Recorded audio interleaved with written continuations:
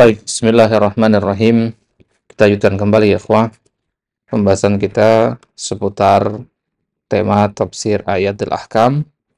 Sekarang kita masuk pelajaran yang ke-8, Turuq dilalatil Quran alal ahkam. Metode-metode dilalah Al-Quran kepada sebuah ahkam.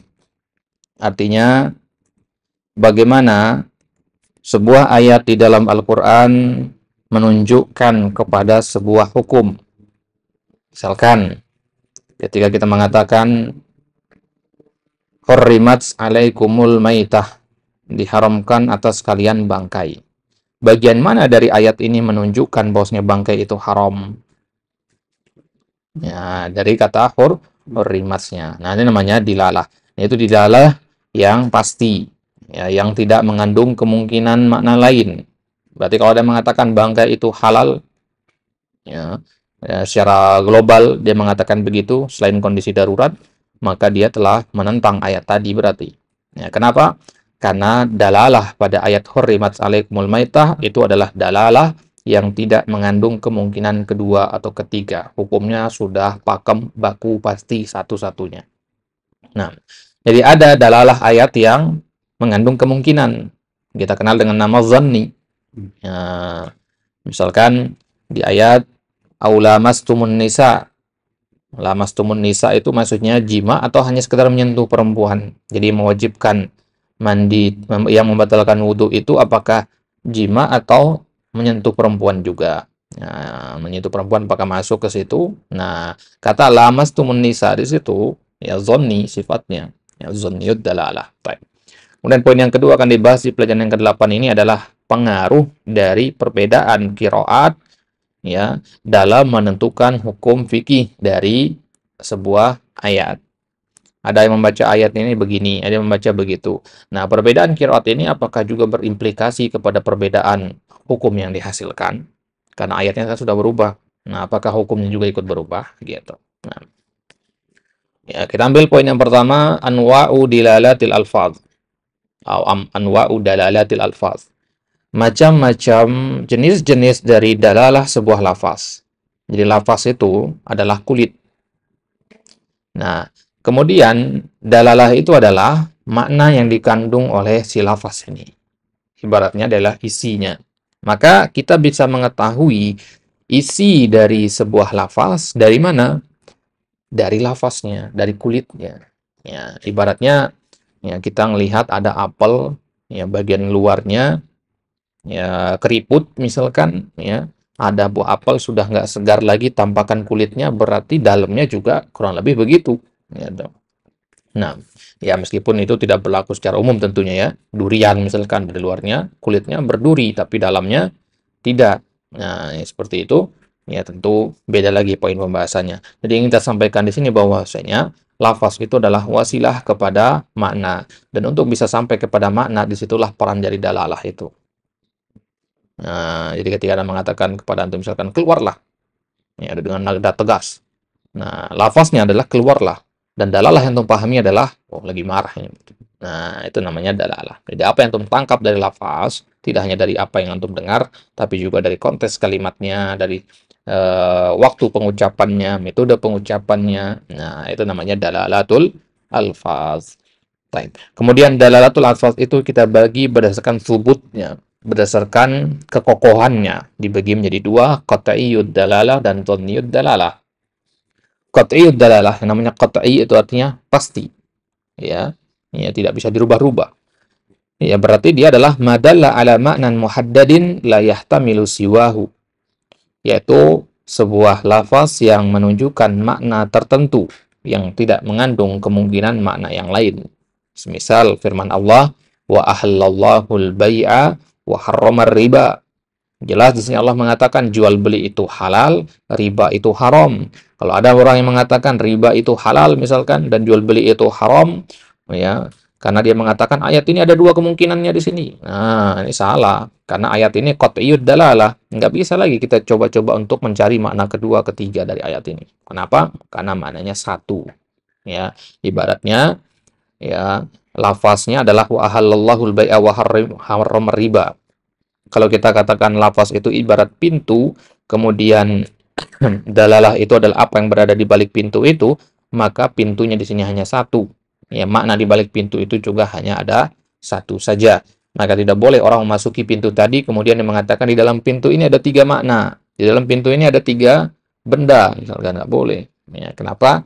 Karena pintu ini adalah pintu yang qat'i. Ya, jadi hanya satu saja.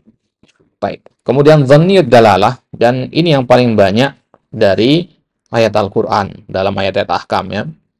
Ya, dhanni sifatnya artinya dia mengandung dua atau lebih kemungkinan.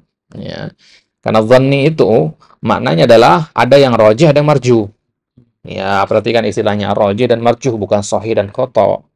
Ya, rajih dan marjuh. Kalau sahih dan khoto, sahih nggak bisa dibandingkan dengan khoto. Khoto sudah keluar dari lingkaran, nggak diajak ngobrol dia.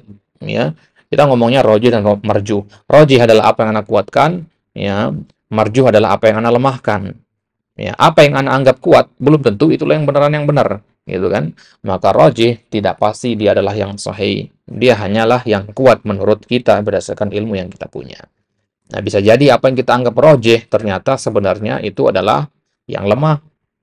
Ya. Apa yang sebenarnya kita rajihkan itu sebenarnya adalah yang keliru, bisa jadi. Itulah kenapa dinamakan zanni. Dan zanni itu lebih dekat kepada ilmu. Kenapa? Ya, karena dia hasil dari istiqro, ada penelitian dulu, maka untuk mengatakan ini rajih. Nggak boleh ujuk-ujuk bilang, oh ini rajih. Ya, bukan zanni namanya seperti itu. Itu waham jatuhnya atau kesyak. Nah, jadi dhanniyud dalalah wa huwa ma yahtamilu aktsara min ma'nan, yaitu yang mengandung kemungkinan lebih dari satu makna. Contohnya penafsiran al-mulamasah di firman Allah, aula mastumun nisa. Ya, aula mastumun nisa. Al-mulamasah itu secara bahasa artinya menyentuh.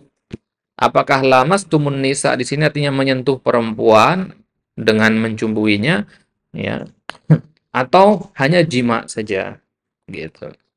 Nah, haitsu yahtamilul mubasyarah wa yahtamilul jima'. Nah, di sini ada dua maknanya. Lamastum itu mengandung kemungkinan mubasyarah, bercumbu, wa yahtamilul jima' juga mengandung kemungkinan jima'. Ya, menyentuh perempuan di situ maksudnya secara kiasan ataukah secara hakiki, gitu. Karena lamasa yulamisu kalau lihat di kamus artinya menyentuh. Nah, menyentuh di sini apakah hanya sekedar menyentuh, megang, ataukah ya menyentuh yang lebih dari itu, maksudnya jima. Nah, ya, maka dalam penafsiran ayat aula mastumun nisa ini nggak boleh kita mengatakan ngotot, misalkan mengatakan mananya ini adalah al-jima, misalkan. Yang lain mengatakan enggak, mananya al-mubasyarah. Nggak boleh ngotot di situ. Kenapa? Karena ayatnya sifatnya dhanni, gitu. Nah, kalau ada orang gontok-gontokan dalam masalah ini, bukan tempatnya, ya. Antum kalau mau gontok-gontokan di ayat tentang akidah, kan akidah itu qat'iyyud dalalah, ya. Kita mengatakan Allah itu esa, hanya satu-satunya. Kemudian ada yang mengatakan Allah itu ada dua, ada tiga. Nah, di situ kita gontok-gontokan, bukan kebalik dalam fikih keras, dalam akidah lembek, gitu ya. Nah, wa katafsiril quru' fi qoulihi ta'ala wal mutallaqatu yatarabbasna bi anfusihinna salasata quru'. Begitu juga penafsiran kata al-quru' di ayat salasata quru'. Perempuan yang ditalak itu mereka masa iddahnya adalah 3 quru'. 3 quru' di situ maksudnya 3 kali suci atau 3 kali haid. Beda kan hitungannya jadinya. 3 kali masa suci atau 3 kali masa haid. Dia ditalak ketika sedang suci. Ya, berarti ditunggu dia haid. Itu sudah hitung 1. Ya, kemudian dia suci lagi, hitung 2. Ya, haid, kemudian suci lagi, hitung 3. Itu kalau patokannya kepada masa sucinya. Kalau kepada masa haidnya, ya berarti kita melihat lebih panjang jadinya, gitu kan? Ya, perempuan ditalak ketika sedang suci, kemudian dia haid yang pertama, hitung 1. Suci, haid yang kedua, hitung 2. Haid, suci, kemudian haid lagi, ya hitung yang ketiga. Kemudian suci, nah itu sudah masuk ke salah satu quru, berarti lebih panjang. Nah, ya waktu yang lebih baik, waktu yang berbeda itu karena ya, kata quru itu sendiri dalam bahasa Arab bisa bermakna at-tuhur, bisa bermakna al-haid. Itu dia. Ya. Jadi dia maknanya bertentangan kan quru itu. At-tuhur dengan al-haid kan maknanya bertentangan, suci dengan tidak suci. Nah, dalam bahasa Arab di kamus kata quru itu bisa bermakna suci, bisa bermakna tidak suci gitu. Nah, jadi ya bagaimana sekarang ini? Lugohnya begitu masalahnya. Ya, kita merujuk dalam kalam ucapan orang Arab memang begitu. Ya, dalam bahasa Arab itu ada lafaz-lafaz yang musytarak memang. Musytarak itu artinya dia mengandung dua makna, dan kadang dua makna itu adalah makna yang bertentangan. Taib. Nah, berarti berdasarkan kekokohannya, lafaz dilalatul alfaz itu ada dua, ada yang qat'i, itu yang kokoh, ada yang zonni, yang masih ada kemungkinan bisa ya berubah begitu. Taib. Kemudian berdasarkan tingkat kejelasannya. Ya, dalalatul alfaz itu dibagi menjadi tiga. Yang paling jelas itu namanya an-nas. Di bawahnya ada namanya az-zahir, di bawahnya lagi yang paling kurang jelas namanya muawwal. Nah, apa itu an-nas? Wa huwa al-lafdhu dalu ala ma'nahu dilalatan qat'iyyah. Itu yang dilalah qat'iyyah. Lafaznya itu namanya nas. Jenis lafaznya namanya nas. Nah, berarti kalau dilihat dari subut apa tidaknya, dia dinamakan qat'i. Tapi dilihat dari wadih atau tidaknya, dia dinamakan an-nas. Jadi bedakan itu ya. Jadi ada orang mengatakan ayat ini dilalahnya qat'i. Nah, berarti ayat ini namanya ayat yang tingkat kejelasan yang dinamakan an-nas. Ya. Nas. Nas itu sendiri secara bahasa artinya sesuatu yang pasti, sesuatu yang tertulis. Nah, makanya dikatakan nas Al-Quran, artinya sudah nggak boleh dirubah lagi. Ya, nas sunnah itu nggak boleh dirubah-rubah lagi. Karena nas itu ibaratnya sesuatu yang sudah tertulis. Sesuatu yang sudah tertulis itu tidak bisa dirubah lagi. Beda dengan ucapan saja. Makanya jual beli itu disarankan dengan ya tulisan hitam putih kalau memang dibutuhkan. Karena itu lebih kredibel. Ya. Baik. Wa hukmuhu al-baqa'u alaihi illa idza nusikha. Hukum dari ayat-ayat yang lafaznya adalah nas, ya, adalah al-baqa'u alaihi. Kita tetap memegangnya illa idza nusikha, kecuali kalau ayat tersebut telah dimansukh. Nah, kemudian di bawahnya ada az-zahir. Zahir kan artinya jelas. Bagi kita jelas, bagi orang lain belum tentu. Nah, kalau an-nas tadi semua orang menganggap dia jelas, gitu. Kalau az-zahir ini bagi sebagian orang jelas, bagi sebagian orang tidak. Ini relatif deh. Ya, madalla binafsihi ala ma'nan rajihin mahtimali ghairihi. Nah, dia menunjukkan ke makna yang rajih tapi disertai dengan kemungkinan yang lainnya. Ya, kayak kita mengatakan misalkan tadi salah satu quru itu kita merojihkan yang at-tuhur misalkan. Berdasarkan dalil ini. Nah, berdasarkan ilmu yang kita punya, kita merojihkan satu pendapat dari dua pendapat yang ada. Maka pendapat yang kita rojihkan itu yang zahir namanya. Nah, makanya kumpulan kitabnya, kita rujukannya mazhab Hanafi itu namanya zahirur riwayah. Riwayat yang paling zahir dari Imam Abu Hanifah. Ya, jadi permasalahan-permasalahan yang Imam Abu Hanifah mengatakan inilah pendapat yang rojih. Ya, bukan pendapat yang benar. Ini pendapat yang rojih, artinya ini yang saya anggap kuat. Ya, pendapat-pendapat itu dikumpulkan oleh murid-murid beliau, disusun dalam ya beberapa kitab yang diberi judul rangkaiannya dengan nama kitab Zahirur Riwayah. Baik. Apa hukumnya kalau kita ketemu dengan makna zahir seperti ini? Wa hukmuhu al-baqa'u alaih. Tetap sama seperti an-nas tadi, harus kita tetap memegangnya. Al-baqa'u alaihi artinya tetap harus kita pegang.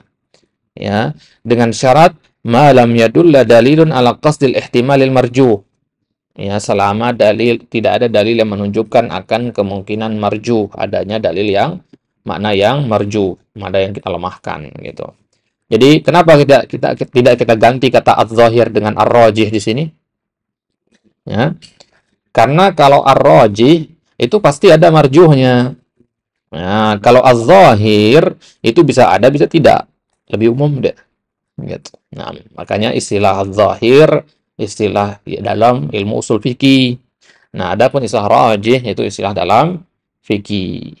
Ya, zahir dalam masalah mengusap khuf, zahir dalam masalah tayamum. Nah, itu yang rajih dalam masalah mengusap khuf, yang rajih dalam masalah tayamum, itu yang rajih. Tapi kalau az-zahir itu biasanya dipakai dalam ilmu usul fikih. Karena ilmu usul fikih kan dia tidak mengkaji yang furu, dia secara global.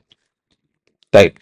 Kemudian al-mu'awwal, mu'awwal itu secara lafaz artinya yang dipalingkan. Kalau zahir tadi artinya yang terang, yang jelas, yang dipalingkan berarti diambil dari makna lain dipalingkan ke mana-mana yang lainnya. Jadi suatu buah lafaz ini dipalingkan ke makna yang terdekatnya. Nah, apa itu al-mu'awwal? Al-lafzul masrufu an zahirihi al-mutabadir minhu ila ihtimalin marjuhin bidalilin yadullu ala dhalik. sebuah lafaz yang dipalingkan dari makna zahirnya, ya, al-mutabadir minhu artinya makna yang pertama yang kita pahami dari kata tersebut. Ilah timarin marju, ya, kita palingkan lafaz tersebut kepada kemungkinan makna yang lain, yang mana itu tingkatnya marju, tapi dengan syarat ada dalil yang memang menunjukkannya. Jadi muawal itu hasil takwil. Ya, ini lafaz, ini makna. Jauh makna ini. Ya. Tapi karena pertama kali yang sampai kepada pikiran kita adalah makna tersebut, maka kita bawa ayat ini kepada lafaz tersebut. Misal kata lamastumun nisa tadi, yang pertama terbayang di kepala kita, mutabadir minhu itu adalah menyentuh, ya, bukan jima. Karena lama sayulamis itu menyentuh. Ya, maka kita bawa kepada makna tersebut. Nah, ya, kenapa? Kenapa kita bawa kepada mana tersebut? Bidalilin ya dulu ada dalil, harus ada dalilnya. Apa dalilnya? Dari lugo, dari kamus gitu. Nah, itu namanya lafaz yang dimuawwalkan, lafaz yang ditakwil. Nah, berarti tingkat kekuatannya kalau ada dikatakan mengatakan misalkan makna muawwal dari ayat ini begini. Makna zahir dari ayat ini begini. Nas ayat ini mengatakan begini. Nah, maka yang paling kuat adalah yang nas. Nah, kalau ada khilaf antara yang nas dengan yang zahir atau yang muawwal, yang kita kedepankan yang nas. Karena dari sisi kewadihannya, dari sisi kejelasannya, ya, an-nas itu yang paling wadih, yang paling jelas. Baik. Kemudian, kaifiyatu dilalatil alfaz alal ma'ani. Bagaimana sebuah lafaz itu menunjukkan akan makna. Kita kan punya lafaz, kita punya makna. Nah, sekarang bagaimana menyampaikan lafaz ini kok maknanya begini? Kenapa nggak yang lain gitu? Ada lafaz A, maknanya B. Dari mana kok bisa kita sampai kepada makna B ini? Ya, bagaimana itu? Maka bagaimananya itu dibagi menjadi dua, mantuk dan mafhum. Mantuk itu apa yang kita pahami langsung dari lafaz tersebut. Kalau mafhum itu apa yang di luar apa yang diucapkan. Misalkan Anda mengatakan air ini dingin, ya antum pahami. Mantuknya adalah air ini memang rasanya dingin. Nah, itu mantuk namanya. Nah, kemudian antum juga paham air ini dingin. Oh, berarti dia tidak panas. Nah, kesimpulan berarti dia tidak panas ini namanya mafhum. Ya, berarti dia jauh lebih dalam lagi gitu. Baik. Ya, maka mantuk itu di situ dikatakan madalla alaihi lafdhu fi mahallin nutq. Ya, ketika pengucapkan itu apa yang ditangkap secara harfiahnya, secara terleknya itulah mantuk namanya. Baik. Dan mafhum itu madalla alaihi lafdhu la fi mahallin nutq wa yashmulu mafhum al-muwafaqah wa mafhum al-mukhalafah. Ketika Anda mengatakan air itu dingin, oh berarti air itu nggak panas. Ini namanya mafhum al-mukhalafah. Nah, itu dia poin yang berkaitan dengan dilalatu al-alfaz. Jadi metode ya, ayat Al-Quran menunjukkan kepada sebuah hukum itu, metode itu maksudnya jalannya, caranya, ya bisa dengan cara qat'i, bisa dengan kata dhanni, bisa juga secara nas, secara zahir atau secara muawal, dan bisa juga menggunakan jenis mantuk atau mafhum. Baik.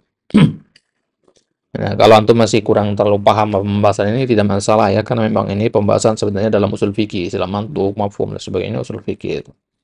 Nah, kita belum sampai ke situ di usul fikih, jadi wajar jika ada beberapa poin yang miss di situ. Baik, poin yang kedua, ya, asarul qiraat fil khilafi bainal fuqaha, ini pembahasan yang penting sekali, yaitu sejauh mana pengaruh perbedaan qiraat dalam perbedaan kesimpulan hukum di kalangan para fuqaha. Ingat, konteksnya adalah para fuqaha di sini. Ya, kita kan belajar kitab tafsir di sini. Iya memang, tapi tafsir ayat ahkam. Ayat ahkam itu pembahasannya siapa? Fuqaha gitu. Nah, al-qiraatul Qur'aniyah ats-tsabita bit-tawatur hujjatun la yajuzu radduha. Nah, ini ini adalah mahal ittifaqnya. Kita sepakat bahwasanya bacaan-bacaan Al-Qur'an yang bermacam-macam itu selama dia secara sanad mutawatir, sabit dalam lugoh, tidak bertentangan dengan lugoh, maka boleh dijadikan hujjah yang tidak boleh dibantah. Ya, artinya berarti kredibel dia qiraat-qiraat itu. Ya, misalkan mengatakan qiraat Ibnu Katsir, qiraat Nafi, qiraat Qalun, qiraat Warash, Itu semua qiraat-qiraat yang nyambung sanadnya sampai kepada Nabi SAW.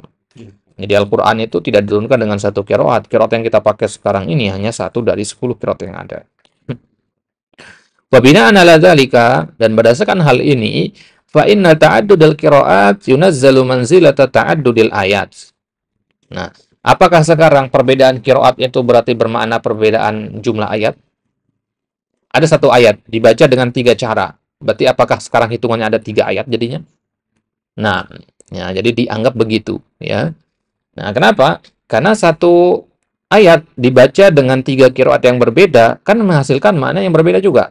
Berarti sebenarnya ayat ini ada 3, gitu maksudnya. Ya. Fa idza ikhtalafatil qiraat wa dallat kullu qiraatin ala ma'nan, maka kalau qiraatnya beda-beda dan setiap qiraat itu memiliki makna yang tersendiri, fa yu'khadhu bi dilalatihinna jami'an, maka kita ambil dari dilalah keseluruhan ayat yang 3 tadi, ya, atau 3 qiraat tadi. Fa in ta'arada fi dhahiri jumi'a baina dilalatihima fa illam yumkin al-jam'u bainahuma rujjiha baina ma'nahuma bimurajjihin kharijiyyin. Nah, kalau ada ta'arud, ada pertentangan, ya, satu makna dengan makna yang lain dari qiraat yang 3 tersebut dan tidak mungkin kita kompromikan, ya, maka kita rajihkan dengan murajjih yang luar, murajjih eksternal, ya, selain yang ada pada ayat tersebut maksudnya. Misalkan ayat A. Ayat A ini dibaca dengan 3 qiraat.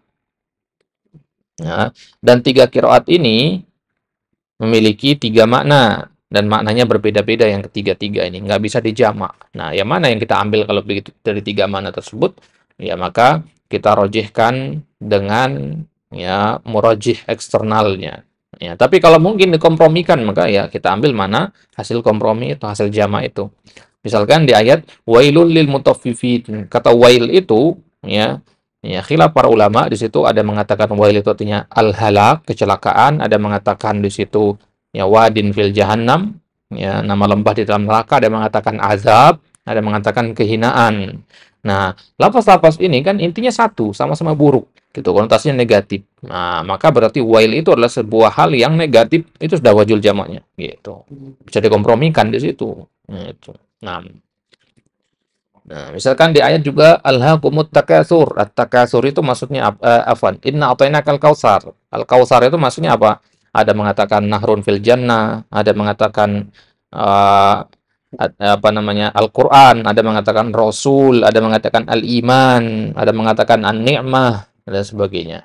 Nah, seluruh itu bisa dikompromikan, ya, bisa dikompromikan. Al-Kautsar itu, ya, artinya sesuatu yang banyak. Ya, sesuatu yang banyak berarti bisa sungai di surga, karena dia sesuatu yang banyak berarti bentuknya. Al-Quran, Nabi, diutusnya para Nabi itu juga adalah sebuah nikmat, dan iman, dan sebagainya. Nah, wa nadhkuru lidzalika mitsalain. Nah, sekarang kita lihat contohnya. Contoh yang pertama adalah wa man qatalahu minkum muta'ammidan fajazaa'un mislu ma qatala minan na'am. Ala anna lafdhata mithla khabar li lafzi jaza' fadalat hadhil qira'ah ala anna man qatala as-saydan wa huwa muhrim annahu yajibu alaihi mithlul maqtuli in kana lahu mithlun. Fa in lam yakun lahu mithlun fatukhraju qimatuhu wa huwa madhhabu Syafi'iyah wal Hanabilah. Waman qatalahu minkum muta'ammidan, barang siapa dari kalian yang membunuhnya, maksudnya di sini membunuh hewan buruan muta'ammidan secara sengaja ketika sedang ihram, maka balasannya adalah dia harus menyembelih yang semisal dari hewan ternak. Ya, kalau dia, ya, sengaja, misalkan ketika lagi ihram dilihat ada rusa, dia burulah rusa tersebut, maka dia wajib mengganti dengan hewan ternak yang setara dengan rusa itu, kambing misalkan. Nah, maka di sini lafaz kata mislu di sini, ya, mislu ma qatala minan na'am, itu adalah khobar, dari sisi i'rabnya adalah khobar untuk lafaz jaza. Apa balasannya? Apa penggantinya? Gantinya adalah semisal dengan hewan ternak. Ya, kata semisal di sini adalah khobar dari kata jaza tadi. Nah, ya, kata mislu di sini adalah khobar dari sini. Jazaun mithlu, gitu. Nah, Ya, berarti kalau antum mengatakan jaza mislu ini adalah khobar, berarti kesimpulan antum adalah bahwasanya berarti barang siapa yang membunuh hewan buruan ketika dia sedang ihram, maka dia wajib mengganti yang semisal dengannya. Kalau dia tidak mampu, tidak ada yang semisal rusa yang dibunuh, maka dia wajib menyembelih rusa. Ya, selain yang di tanah haram tentunya. Kalau tidak mampu fatukhraju qimatuhu, maka dia harus mengeluarkan ya yang senilai dengannya dari sisi harganya. Yang rusak kira-kira harganya kalau dijual berapa? 50 juta. Berarti antum harus membeli hewan seharga 50 juta baru kemudian antum sembelih. Gitu. Ini mazhab Syafi'i awal Hanabilah. Adapun Imam Nafi, Ibnu Katsir dan Abu Amr serta Ibnu Amir, ya, ahli qiraat yang lainnya, mereka membaca dengan fajaza'u mithli. Kalau tadi kan mislu, ya. Nah, sekarang ngebacanya dengan misli, ya. Misli di sini menurut Ibnu Katsir atau menurut Nafi itu merupakan mudhafun ilaih kepada al-jaza. Ya, jaza'u misli berarti mudhafun ilaih kan. Kalau tadi jaza'u mislu berarti khobar gitu. Fatadullu apa perbedaan makna yang ditimbulkan kalau dibaca mislu dan misli? Ya, kalau misli maka maknanya adalah man qatala saydan fa innahu yukhriju mithla ma qatala bi an yuqawwima qimatas sayd bid darahim. Nah, barang siapa yang membunuh hewan buruan ya, atau berburu ketika sedang ihram, maka hendaknya dia ya bersedekah dengan semisal dengan apa yang dia bunuh. Dengan cara bagaimana? Yukawimaki mata said. Dia timbang berapa harga dari hewan buruan tersebut dengan harga dirhamnya. Berapa dirham harganya? Misalkan, oh ini 300 dirham ini misalkan. Tsumma yashtari qimatahu fida'an minan na'am. Baru kemudian dia membeli. Nah, ini patokannya. Kemudian dia membeli seharga itu hewan pengganti lain dari kalangan hewan ternak. Ya, tsumma yuhdihi lil haram. Baru kemudian dia menghadiahkannya ke tanah haram. Maksudnya, ya membagikannya kepada orang yang haji atau orang-orang yang ada di Makkah dan Madinah. Nah, apa bedanya pendapat yang pertama? Kalau pendapat yang pertama dikatakan harus mendatangkan yang semisal. Ya, kalau nggak ada, sedekah dengan seharga. Seharga di situ, apakah perlu dibelikan hewan ternak? Nggak, harga duitnya langsung keluarin. Nah, kalau yang mengatakan misli, berarti duit tadi dibelikan hewan ternak, berarti harus nyembelih. Nah, tetap harus nyembelih. Tapi kalau Imam Syafi'i mengatakan nggak perlu nyembelih. Ya, keluarkan aja seharga hewan itu, gitu, infakkan seharga hewan itu. Nah, jadi kalau lihat dari mana yang lebih praktis, ya praktis pendapat yang pertama tentunya, karena nggak perlu harus repot nyari hewan lain. Gitu. Nah, nah itu asar i'rabnya. Ya, kenapa mislu dan misli di situ? Ya, apa bedanya? Mislu maknanya ini, misli maknanya ini. Berarti kesimpulan kita ada perbedaan apa tidak? Ada pengaruh apa tidak dari perbedaan qiraat? Ada. Nah, jadi jangan kita anggap remeh i'rab itu, karena i'rab itu adalah fara' dari tasawur makna. Ya, bagaimana kita memahami sebuah kata, sebuah lafaz, begitulah kita mengi'rabnya, sehingga dari i'rab itu kan ketahuan paham tidak antum dengan kata yang antum baca. Gitu. Nah, maka para ulama mengatakan al-i'rab far'un an tasawuril makna. I'rab itu adalah cabang dari penggambaran makna. Artinya gambaran antum terhadap makna sebuah lafaz benar apa tidak bisa dilihat dari i'rab antum. Kalau i'rab antum benar, ya insyaallah berarti benar. Nah, sekarang masalahnya i'rab itu sesuatu yang relatif. Namanya lughah ya. Ilmu bahasa itu nggak ada yang baku dalam ilmu bahasa itu. Ya, kecuali kaedah-kaedah memang yang pakem sifatnya. Nah, dalam bahasa itu sifatnya memang dia tidak baku karena dia senantiasa berubah mengikuti manusia, tradisi lisan bahasa itu kan. Ya, jadi mengikuti perkembangan kebudayaan manusia. Ya, dia nggak kaku bahasa itu. Nah, sekarang kalau kalau i'rab itu kan dia patokannya kepada bahasa. Berarti i'rab itu bisa berbeda-beda tiap orang. Bagi saya ini fa'il, bagi antum ini khobar, bisa gitu ya. Ya, itulah kenapa para ulama juga mengatakan innamal i'rabu binniyat. Ya, sungguhnya i'rab itu tergantung kepada niatnya. Ya, tergantung kepada niat antum gitu. Kalau anda mengatakan misalkan kepada antum, at-ta'ama ya akhi. At-ta'am ya akhi. Anda pathahkan di situ. Ya. Nah, berarti maksudnya di situ adalah makan makanan itu. Bisa juga maknanya adalah jangan makan makanan itu. Karena apa? Takdir lafaznya adalah kul atau ama atau la takul atau ama. Kan bisa dua-duanya. Nah, sekarang gimana untuk menentukan? Tergantung niat, betul kan? Kalau Anda meniatkan untuk biar antum makan, berarti yang mahdzuf di situ adalah kul. Ya. Kalau ya, tidak berarti la takul begitu. Nah, itu tergantung kepada niat. Nah, karena sesuatu yang relatif begini, maka wajar kalau terjadi khilaf di situ. Ya. Nah, kita ngomong dalam percakapan sehari-hari saja ada perbedaan seperti itu ya, apalagi dalam Al-Qur'an gitu. Wa madzhabul Malikiyah 'ala takhyir. Nah, kalau mazhab Malikiyah pendapatnya menggunakan pendapat takhyir, ya ngasih pilihan di situ boleh salah satu dari dua hal yang dilakukan yaitu nahri mithlis sayd wa baina yaqimatis sayd. Bisa dengan ya apa namanya hewan yang sama atau dengan harganya, boleh dua-duanya. Wa fihi i'malun li ma'nal qira'atain ala haddin sawa. Maka menurut mazhab Malikiyah, dua qiraat ini maknanya sama. Mau baca mislu, misli, boleh. Ya, jadi nanti kalau qiraat hafaz bagaimana?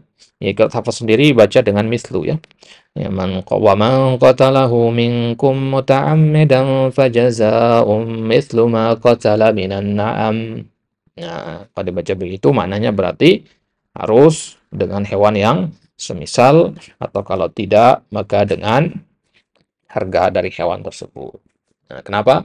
Karena mithlu itu khobar. Khobar itu pelengkap dari mana mubtada. Ya, berarti apa yang maksud dengan jaza di awal ayat tadi? Fajazaun mithlu. Oh, ini khobar berarti. Ya, mithlu kan artinya harus sama berarti. Ya. Nah, baik. Kemudian kalau dibaca dengan fajaza umithli, ya dia mudhofun ilai. Ya, dan mana mudhofun ilai itu satu kesatuan dengan mudhof. Jaza umithli ma qatala. Ya, berarti di situ harus eh, hewannya atau ya, hewan yang lain gitu. Ya, hewan yang lain boleh tapi dengan syarat harganya harus sama. Nah, pendapat yang contoh yang kedua adalah ayat wala taqrabuhunna hatta yathunna. Jangan dekati mereka sampai mereka suci, maksudnya perempuan haid. Hanafiyah mengatakan hatta yang qati'a anhunna damul haid. Fa idza qata'a ad-damu faqad taharat fa yajuzu jima'uha. Walakin yustahabbu jima'uha ba'da an tatatahhara wa taghtasila kama yadullu alaihi baqil ayah. Jangan dekati perempuan sampai mereka suci. Apakah harus dia mandi wajib dulu baru boleh dijima atau begitu selesai darah haid langsung boleh dijima? Nah, kalau ulama Hanafi mengatakan begitu darahnya terputus boleh, ya sudah berhenti darah haidnya keluar boleh dijima, ya, akan tetapi dianjurkan jimanya kalau sudah selesai mandi. Nah, itu kalau antum baca dengan yathurna. Nah, adapun Hamzah dan Kisai membacanya dengan yattahharna. Yattahharna, bedakan ya. Yathurna dengan yattahharna. Ya, yathurna, ya, yattahharna. Ditasdid di dua huruf to dan ha-nya. Ya, tadullu ala tatahhur wal iktisal. Ya, berarti hatta yattahharna artinya hatta yagtasilna, harus sampai mandi berarti. Wala tadullu ala mujarradin qita'i damil haid. Berarti ya terputusnya darah haid saja nggak boleh langsung dijima, harus selesai harus mandi dulu. Misalkan darah haidnya terputus di jam 9 pagi. Ya, maka ya di jam 10 belum boleh dijima kalau dia belum mandi. Ya, kapan dia boleh dijima? Misalkan dia mandi jam 11. Nah, di jam 12 barulah boleh dijima. Nah, fayuhramu 'ala zawji ityanu zaujatihi illa ba'da fayahrumu 'ala zawji ityanu zaujatihi illa ba'da taktasila wa tatahhara wa huwa qaulu al-jumhur. Nah, ini pendapat jumhur ya mengatakan harus mandi dulu. Nah, ya kalau kenapa? Karena yatahharna itu ada tasdidnya dan kata yatahharna itu menunjukkan dia lebih tegas seperti yatuhurna, yatahharna secara ya zauqnya secara taste-nya aja lebih tegas seperti ya berarti mempersyaratkan harus sudah mandi dulu. Dan ini adalah pendapat jumhur dalam masalah ini. Nah, jadi kesimpulan kita perbedaan qiraat itu juga ya berpengaruh dalam menentukan perbedaan hasil hukum dari ayat tersebut, ayat hakam maksudnya ya. Baik. Ya, Anda bisa lihat ringkasannya di situ, kemudian ada rangkuman mustalahatnya dihafalkan ini. Ya, karena kalau antum tidak hafalkan, antum akan ketemu lagi nanti ini di pelajaran usul fikih. Nah, ya, kalau antum yang sudah belajar matan al-waraqat, nah ini harus dihafalkan di situ. Ya, pembahasan tentang apa itu an-nas, al-zahir. Nas itu lawannya al-zahir, al-mu'awwal. Ya, ya al-mu'awwal, al-zahir lawannya an-nas, lawannya an-nas itu lawannya al-mutlaq ya.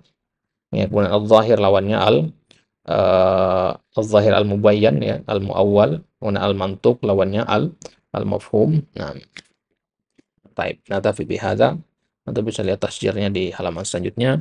Turuq dilatil Quran al-ahkam. Ya, ada dhanniyud dalalah, qat'iyud dalalah, ya, kemudian berdasarkan wuduhnya, ya bisa menjadi nas, zahir, muawwal, berdasarkan kaifiyahnya, mantuq dan mafhum. Mafhum dibagi dua, mukhalafah dan muwafaqah. Nah, Taib. Nah, itu dia pembahasan kita di pelajaran yang ke-8 ini. Insyaallah taala di kesempatan selanjutnya kita masuk pelajaran yang ke-9, pembahasan seputar al-basmalah wal isti'adzah. Apa hukum membaca basmalah dan isti'adzah sebelum membaca Al-Qur'an dan maknanya apa? Penafsirannya bagaimana? Ya, dan hukum-hukum apa yang berkaitan dengannya? Boleh nggak menjahar basmalah ketika salat misalkan? Ya, apa pendapat-pendapat yang ada di situ dan dalil dari masing-masing pendapat? Itu insyaallah taala akan kita baca di pertemuan selanjutnya. Baru kemudian di pelajaran yang ke-10 nanti kita akan mulai menafsirkan ayat-ayat Al-Qur'an mulai dari tafsir surat Al-Fatihah ya. Ini sebenarnya bukan masuk ke kategori ayatul ahkam surat Al-Fatihah ini. Ya, maksudnya ya tidak kita ambil faidah fikih di situ. Ya, memang ada fikihnya tapi tidak ya sezahir ayat yang lain. Tapi kita awali dengan surat Al-Fatihah karena dia adalah surat yang mulia, ya ummahatul Quran. Ya, maka kita ya sebelum memulai tafsir ayat-ayat yang lain harus mulai dari tafsir surat Al-Fatihah dulu. Nah, tafsirnya sangat bagus di sini. Ya, masuk juga khilaf-khilaf di situ nanti bagus sekali untuk kita pelajari. Nah, setelah itu dari pelajaran ke-11 sampai pelajaran terakhir, pelajaran yang ke-15, disitulah kita baru masuk ke tafsir ayat ahkam yang sebenarnya. Nah, di kitab selanjutnya nanti kitab ya jilid yang keduanya nanti ya, berarti bentuknya seperti pelajaran ke-11 ini ayat-ayat terus.